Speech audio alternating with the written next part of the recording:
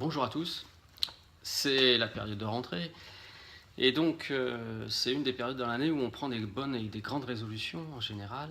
Et donc aujourd'hui je vais vous parler du changement et de comment on peut faire pour réussir dans nos objectifs de changement personnel.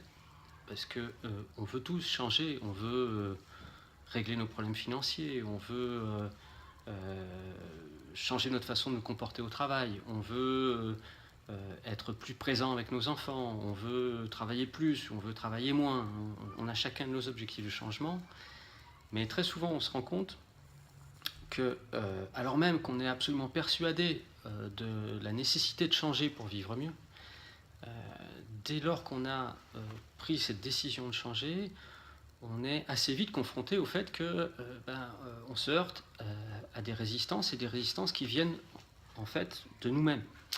C'est-à-dire qu'on se retrouve dans une situation, et peut-être vous connaissez ça, c'est comme si on avait un pied sur l'accélérateur et un pied sur le frein. D'un côté, je veux absolument changer telle chose qui est très importante pour moi dans ma vie d'aujourd'hui, mais de l'autre côté, c'est comme si je mettais autant d'énergie à ne pas changer que ce que j'en mets à vouloir changer. Et ça se traduit par des choses comme je sais très bien ce que je devrais faire pour arriver à atteindre mon objectif, mais en fait je ne le fais pas, ou je fais autre chose, ou alors parfois je fais carrément même l'inverse de ce que je sais qu'il faudrait faire pour atteindre mon objectif.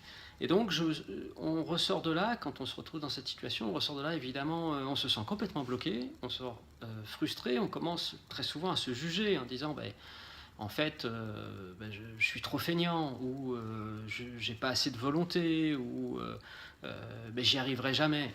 Et en fait, ce jugement vient quelque part finir de démolir la motivation qu'on avait au départ.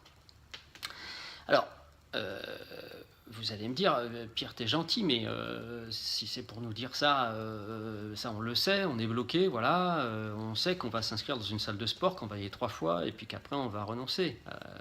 Non, c'est une blague. Mais bien entendu, en fait, aujourd'hui, ce que je vais vous dire aujourd'hui, c'est cette situation-là, en fait, n'est pas une fatalité.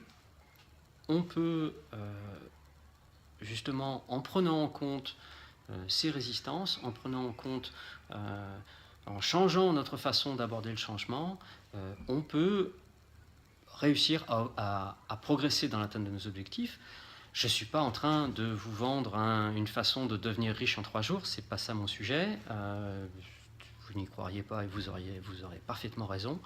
Ce que je prétends, c'est que face à un objectif de changement réellement voulu par la personne, on peut aujourd'hui, par un travail extrêmement progressif et méticuleux, mais qui donne des résultats assez rapides, arriver à progresser dans nos objectifs de changement.